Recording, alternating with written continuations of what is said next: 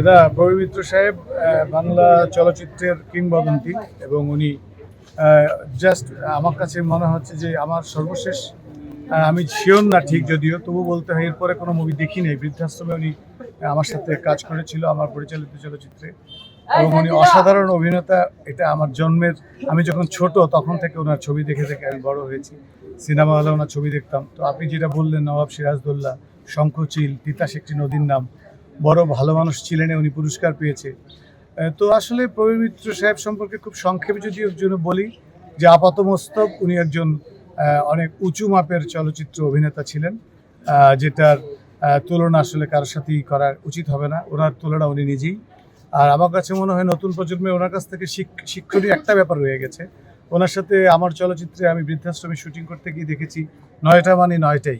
হ্যাঁ, তো এই যে টাইম সেন্স, এই যে প্রডিউসারকে হেল্প করা কিংবা ডিরেক্টরকে হেল্প করা কিংবা ইউনিটকে হেল্প করা, সেটা একজন পেশাদারিত্ব পুরোটুকুই ওনার কাছ থেকে পেয়েছে। এই জন্য শ্রদ্ধায় আজীবন উনি থাকবেন এবং আমার কাছে মনে হয় ওনার কর্মগুণেই উনি বাংলাদেশের সংস্কৃতিতে উজ্জ্বল নক্ষত্র হিসেবে উনি প্রতিষ্ঠিত আছেন, প্রতিষ্ঠিত থাকবেন এবং চির অমর হয়ে থাকবেন।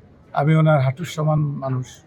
তো এখন সেটা হচ্ছে যে ধরেন উনি যতটুকু প্রফেশনালিজম নিয়ে উনি কাজ করেছে এবং উনি স্পেসিফিক্যালি বলতে হয় যে বৃদ্ধাশ্রম যেহেতু চলচ্চিত্রের নাম, হ্যাঁ, হাসান ইমাম সাহেব ছিল, প্রবীর মিত্র সাহেব ছিল, বৃদ্ধদের স্ট্যাটাসটা ছিল এই আমার চলচ্চিত্রে এবং ওনাদের সাথে যে পেশাদারিত্ব দেখেছি এটা আসলে আমাকে ইন্সপায়ার করে যে চলচ্চিত্রকে নিয়ে এই পেশাদারিত্ব নিয়ে কাজ করা এবং এটা আমাকে শিক্ষা দেয়।